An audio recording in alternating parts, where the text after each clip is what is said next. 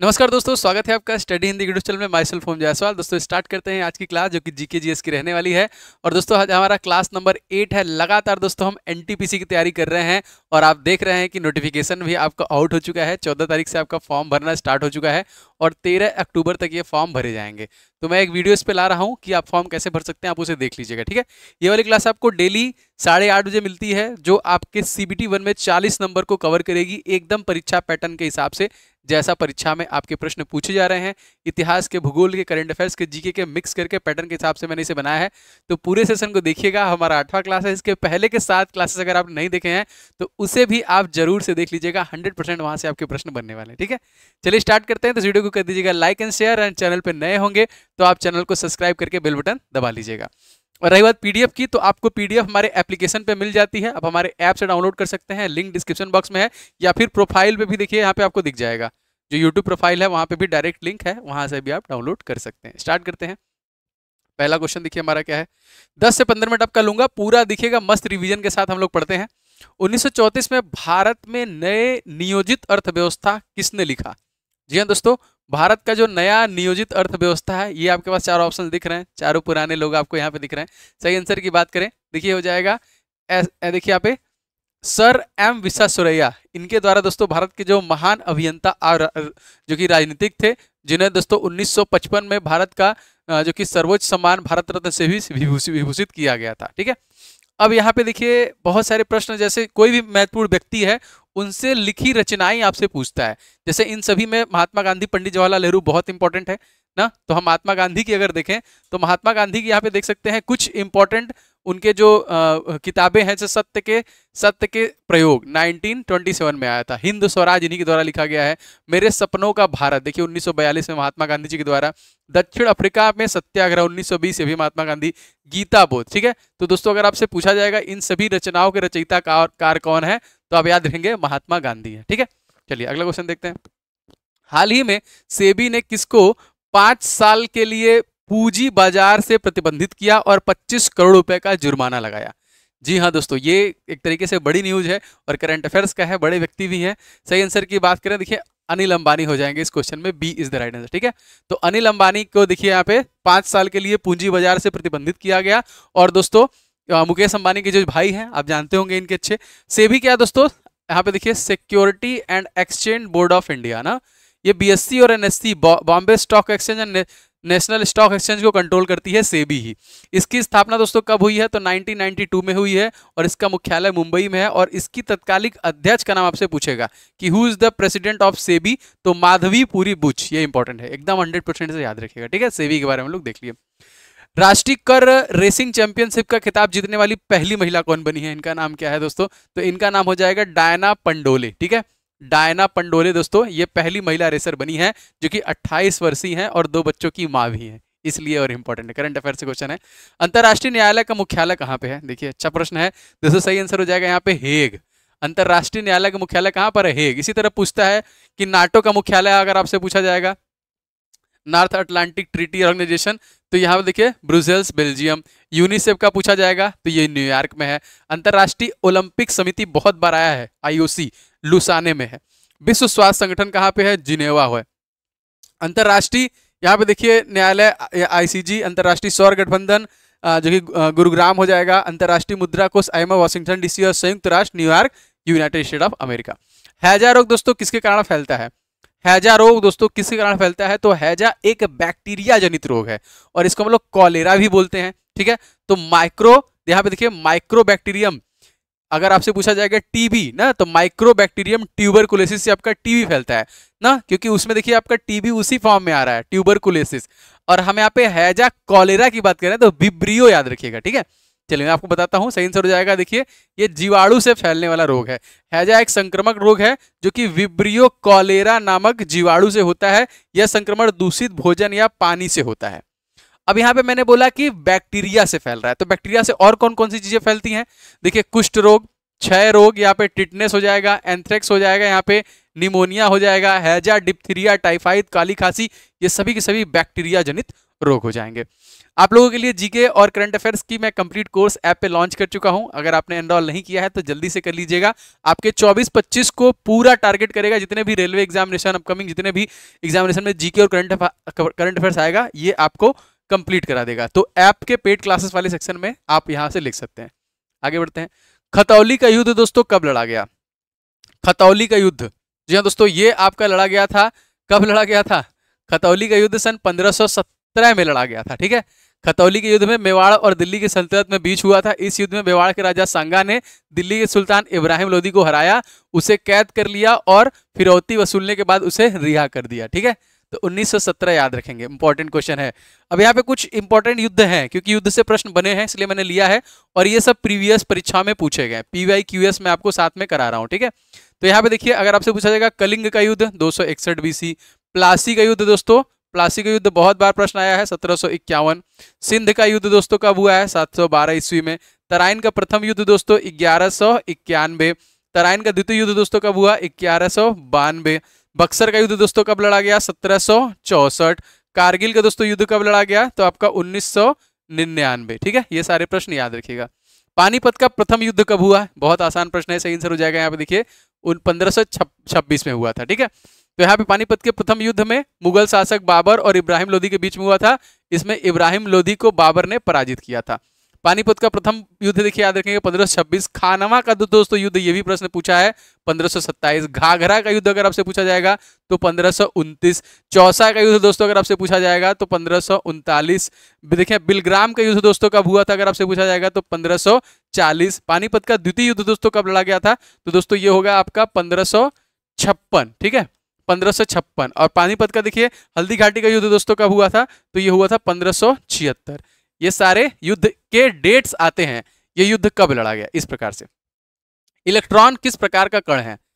बिल्कुल सही, option number A सही हो जाएगा। ये ऋणावेशित कण है। ठीक है, और कभी कभी इनके खोज से भी प्रश्न आते हैं परीक्षा में। इलेक्ट्रॉन तो के बारे में आप लोग जान गए, नाभिक में उपस्थित है। अब देखिए यहाँ पे बहुत सारे प्रश्न हैं जो बार बार पूछे गए, तो उनका रिवीजन कराता रहूंगा। तो वीडियो को लाइक अगर आपने अभी तक नहीं किया तो दबा के लाइक कर दीजिए, और शेयर कम से कम 2-3 कर दिया करो इसे। ठीक है, और जो लोग भी नए हैं सब्सक्राइब कर लीजिएगा। रेलवे कंपटीशन करा रहा हूँ आपको। इलेक्ट्रॉन की खोज किसने की दोस्तों? जे थॉमसन ना। ईटा पर नाच आपने हमेशा से ट्रिक बनाया हुआ है। प्रोटॉन की खोज किसके द्वारा किया गया है? गोल्डस्टीन के। न्यूट्रॉन की खोज किसने की है? जेम्स चैडविक ने किया है यहाँ पे। और यहाँ पे देखिए नाभिक की खोज किसने की? रदरफोर्ड। Dynamo Michael Faraday. परमाणु सिद्धांत जॉन डाल्टन। रेडियो सक्रियता हेनरी देखिए बैकुरल। और रेडियम की खोज दोस्तों की है मैडम क्यूरी, जिन्हें नोबेल पुरस्कार भी दिया गया है। गृह शासन आंदोलन का संबंध किससे है? गृह शासन आंदोलन दोस्तों यहाँ पे हो जाएगा बाल गंगाधर तिलक। ठीक है, अब यहाँ पे जितने भी अब तक के कह लीजिए आंदोलन हुए, कोई संगठन का निर्माण हुआ, वो सब मैंने यहाँ पे मेंशन किया हुआ है, जिसका एक क्विक रिवीजन करते हैं। मैं कोशिश पूरी करता हूँ कि चीजों को बार बार रिपीट कराऊं, जिससे कि आपको प्रश्न याद हो। चलिए देखते हैं कौन कौन सा। भारतीय राष्ट्रीय कांग्रेस यहाँ पे स्टैब्लिश हुआ आपका कब? सन 1885 में। ठीक है, बंगाल विभाजन कब हुआ? 1905 में। कांग्रेस अधिवेशन भी देखिए आपका 1905 में। कांग्रेस अधिवेशन 6 में भी हुआ था। मुस्लिम लीग की स्थापना देखिए 1906 में। कांग्रेस का विभाजन 7 में। ठीक है, मार्ले मिंटो सुधार देखिए 9 में। दिल्ली दरबार कब लगा? 11 में। गांधी जी यहाँ पे देखिए प्रथम यहाँ पे 1915 आए थे। हाँ, भारत यहाँ पे 14 देखिए प्रथम विश्व युद्ध है आपका। 28 में देखिए साइमन कमीशन आयोग भारत आया था। इस तरह नेहरू रिपोर्ट है आपका 28 में। 28 में देखिए 2-3 चीजें हैं। जीना 14 सूत्री कार्यक्रम। लाहौर अधिवेशन 29 में हुआ था आपका। सविनय अवज्ञा आंदोलन 30 में हुआ था। दांडी यात्रा भी 30 में हुआ था। प्रथम गोलमेज सम्मेलन भी 30 में हुआ था। द्वितीय गोलमेज सम्मेलन 31 में हुआ था। गांधी रिविन समझौता 31 में हुआ था। पूना पैक्ट देखिए 32 में हुआ था। तृतीय गोलमेज सम्मेलन 32 में हुआ था। और भारत शासन अधिनियम सन 1932 में हुआ था। ठीक है, ये सारा मैं पीडीएफ में दे दूंगा, आप वहां से रिवीजन कर लेना, टेंशन नहीं लेना है, बस रिवीजन करते रहना है। और क्लास अटेंड कीजिए, क्लास कभी मत मिस किया करें। डेली 8:30 बजे वाली क्लास आपको मिलती है। 2024 में किस मलयालम कवि को 33वें सरस्वती सम्मान 2023 से सम्मानित किया गया? 2024 में पूरा उन पिछले साल वालों का है, तो देखिए प्रभा वर्मा हो जाएंगे। ठीक है, तो सरस्वती सम्मान साहित्य के क्षेत्र में दिया जाने वाला एक वार्षिक पुरस्कार है, जिसकी स्थापना सन 1991 में के बिरला फाउंडेशन के द्वारा किया गया था। ये इंपॉर्टेंट है। भारत की यह भारत की संविधान की अनुसूची सूचीबद्ध में 22 भाषाएं हैं, उसमें से उत्कृष्ट गद्य पद्य साहित्यिक कार्यों के लिए दिया जाता है। मतलब कुछ भी आप लिख सकते हैं। और कभी कभी पूछता है कि कितने रुपए मिलते हैं, फिर क्या मिलता है, तो इसमें देखिए आपके 15 लाख रुपए का देखिए पुरस्कार और एक प्रशस्ति पत्र पट्टिका प्रदान की जाती है इसमें। और जीता इसको किसे, दोस्तों प्रभा वर्मा, नाम याद रखिएगा। 71वें मिस वर्ल्ड 2024 का खिताब दोस्तों किसके द्वारा जीता गया? 71वां मिस वर्ल्ड 2024 का खिताब दोस्तों क्रिस्टीना पिजकोवा, जो कि चेक गणराज्य की है, उनको मिला। इसका आयोजन कहां पे किया गया था? मुंबई में ही किया गया था, जियो वर्ल्ड कन्वेंशन सेंटर में किया गया था। 28 वर्ष बाद भारत में हुआ है। यह आखिरी बार 1996 में बेंगलुरु में हुआ था। उप विजेता यस्मीना, जो कि जायटीन थी, जो कि मिस लेबनान से थी। चलिए आगे बढ़ते हैं। मिस लेबनान पहले रह चुकी थी। राज्य के नीति निर्देशक तत्व का वर्णन किस संविधान में है? संविधान के किस भाग में है? ठीक है, तो दोस्तों नीति निर्देशक आपका भाग 4 में है। अब देखिए यहाँ पे कुछ चीजें हैं, आप यहाँ पे देख सकते हैं। एक ऑप्शन चौथा वाला आयरलैंड, क्यों? क्योंकि नीति निर्देशक तत्व जो दोस्तों ये किसी दूसरे देश से भारत में अडॉप्ट किया है, लिया है विद परमिशन ना। तो अब टोटल 10 ऐसे देश हैं जिनसे भारत में चीजें ली गई हैं। कौन कौन सी है? अगर आपसे पूछा जाएगा आपातकाल का सिद्धांत कहां से लिया गया, ठीक है, तो आपातकाल का सिद्धांत जर्मनी से लिया गया। कहां से लिया गया? जर्मनी से। संघात्मक विशेषताएं दोस्तों कनाडा से लिया गया। गणतंत्रात्मक शासन व्यवस्था फ्रांस से लिया गया। नीति निर्देशक तत्व आयरलैंड से लिया गया। संविधान संशोधन की प्रक्रिया दक्षिण अफ्रीका से लिया गया। मौलिक अधिकार अमेरिका से लिया गया। मूल कर्तव्य रूस से लिए गए। समवर्ती सूची दोस्तों ऑस्ट्रेलिया से लिया गया। संसदीय प्रणाली, विधि निर्माण और एकल नागरिकता सिंगल सिटीजनशिप कहां से लिया गया? दोस्तों ये ब्रिटेन से लिया गया। ये सारे प्रश्न बार बार पूछे गए हैं, तो मैं रिवीजन कराता रहूंगा। ठीक है, और आप लोगों के लिए दोस्तों कुछ इंपॉर्टेंट बुक है, ई बुक है, जो मेरे द्वारा ही बनाए गए हैं।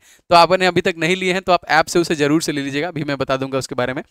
पुर्तगाली यात्री जो है नानीज किसके दरबार में आया था? अब यहाँ पे इस प्रकार से भी जो कि हिस्ट्री में प्रश्न बने हुए हैं दोस्तों। ये देखिए Achyut Rai, B is the right answer. अब यहाँ पे सभी यात्रियों को आप देख सकते हैं, जैसे अब बतूता था, अलबरूनी था ना, चीनी यात्री फायान था, वेनसांगा, ये सब किसके कार्यकाल में आया था? आइए देखते हैं।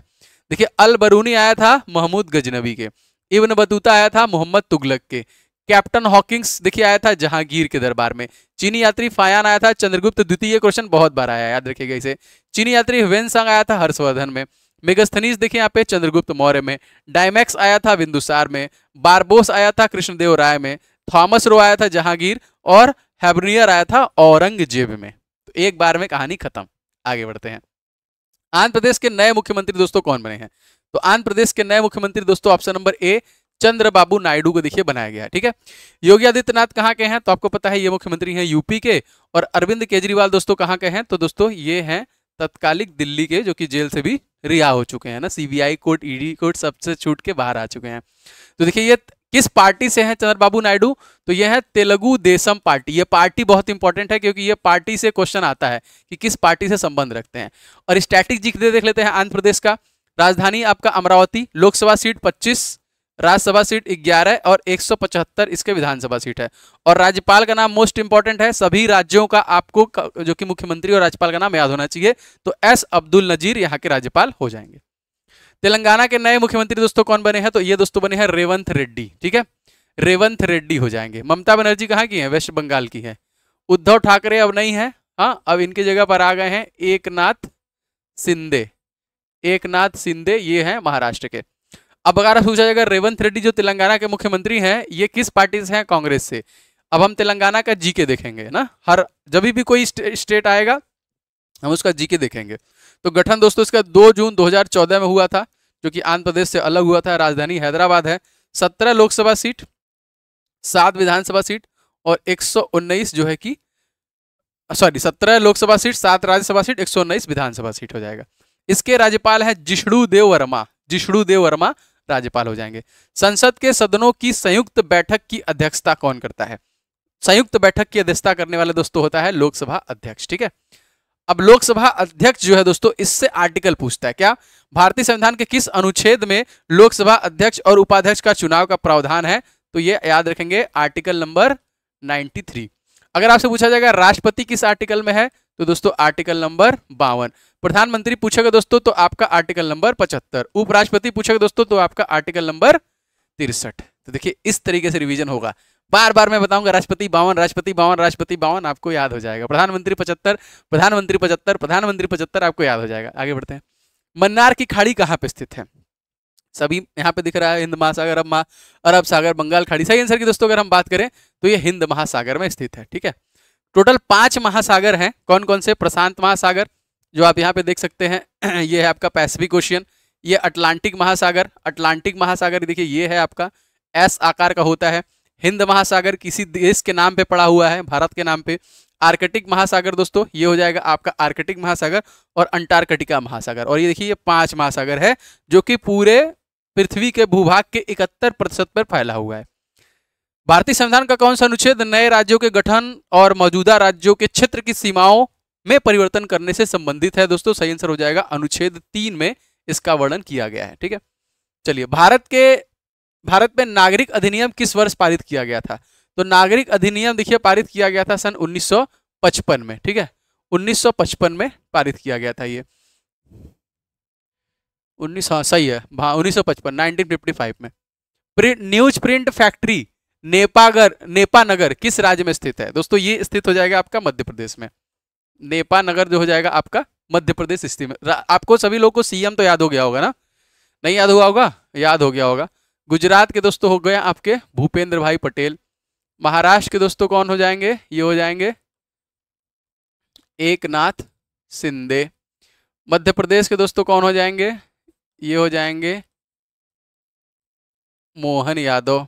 पश्चिम बंगाल के दोस्तों कौन हो जाएंगे? तो ये हो जाएंगे भैया ममता बनर्जी। ठीक है, फायान किसके शासनकाल में आया था? अभी हम लोग कुछ देर पहले ही देख चुके हैं, तो कुछ दिक्कत नहीं है। चंद्रगुप्त विक्रमादित्य है। फिर से आप एक बार इसे रिवाइज कर सकते हैं। पिपली घाट दर्रा किस पर्वतीय भाग में स्थित है? पिपली घाट ना, सही आंसर क्या हो जाएगा दोस्तों? ये अरावली रेंज का है पिपली घाट। और सारे दर्रे आपको स्टेट वाइज एक वीडियो में बनाया हुआ है, 1-2 दिन में आपको मिल जाएगा। जोजिला दर्रा किसको जोड़ता है? जोजिला मतलब ऊपर कश्मीर के पास, श्रीनगर और लेह को जोड़ने का काम करता है। ठीक है, चलिए साइलेंट वैली किस राज्य में स्थित है? साइलेंट वैली किस राज्य में है भाई? केरल राज्य में हो जाएगा। तो जैसे अगर हम बात करेंगे कुछ अलग अलग राज्यों में जो बार बार पूछे जाते हैं, जैसे हिमाचल प्रदेश में पूछे जाते हैं कौन कौन से national park? Great Himalaya national park देखिए यहाँ पे, ये हो गया आपका ग्रेट हिमालय, बार बार पूछा है। शीत मरुस्थल जो आरक्षित क्षेत्र है, यहाँ पे देखिए कुंगली वन्यजीव अभयारण्य बहुत बार पूछा हुआ है। अगर हम मध्य प्रदेश की बात करेंगे तो कान्हा बहुत बार पूछा हुआ है। पंचमढ़ी, बांधवगढ़, संजय ये सारे पूछे गए हैं। झारखंड की बात करें देखिए पलामा जो कि बेतवा, ये अभयारण्य कहाँ पे है? झारखंड पे। इस तरीके से आपको ये दिख नहीं रहा होगा ना? नहीं दिख रहा है ना? चलिए छोड़ देते हैं इसको, मैं पीडीएफ में इनबिल्ड कर दूंगा। धौला गंगा जल विद्युत परियोजना किस राज्य में स्थित है? सो धौला गंगा जो हो जाएगा आपका उत्तराखंड राज्य में हो जाएगा। पीडीएफ में थोड़ा सा दिक्कत हो रहा है। चलिए अच्छा, मैं ट्राई करूंगा और इसको अच्छे क्वालिटी में डिलीवर करने का। फिलहाल तो अब से इडुक्की बांध परियोजना है केरल का, किस नदी पर है? पेरियार नदी पर ना। इस तरीके से देखिए अंडमान निकोबार का है आपका, रिहंद उत्तर का है, उकाई देखिए गुजरात का है, पोंग हिमाचल प्रदेश का है। ये नदी कौन सी है और उसकी विशेषताएं, ये 3-4 चीज आपको याद होगी तो आपको कोई दिक्कत नहीं होने वाला है। तो ये थी आज की क्लास, बताइएगा कैसा लगा। और जो मैंने आपसे बोला था बुक आप सभी के लिए मोस्ट रिकमेंडेड, अगर आप मैथ के इन 500 क्वेश्चन का देखिए जो सुपर गेस्ट क्वेश्चन है आपके एनटीपीसी परीक्षा के लिए विथ सोल्यूशन, आप इसे लगा सकते हैं। जीके पूरा टॉपिक वाइज अगर आप पढ़ना चाहते हैं, क्योंकि बहुत जरूरी है, टॉपिक लगातार पढ़ते रहिए। कौन से टॉपिक से उस टॉपिक से जो 1-2 क्वेश्चन बनते हैं, बार बार पूछते हैं, तो उस पूरे टॉपिक को मैंने टॉपिक वाइज दे दिया है। तो आप टॉपिक वाइज लेकर रिवीजन करते रहिए, अभी से रिवीजन करेंगे कवर हो जाएगा, और सभी परीक्षाओं के लिए इंपॉर्टेंट है ये, तो ये आप जरूर लीजिएगा। और स्टैटिक जीके के 2500 क्वेश्चन विथ सोल्यूशन, मतलब उसके डिटेल्स, सारे डिटेल्स 2500 प्रश्न आपको मिल जाएंगे, आपके रेलवे परीक्षा के लिए इंपॉर्टेंट है।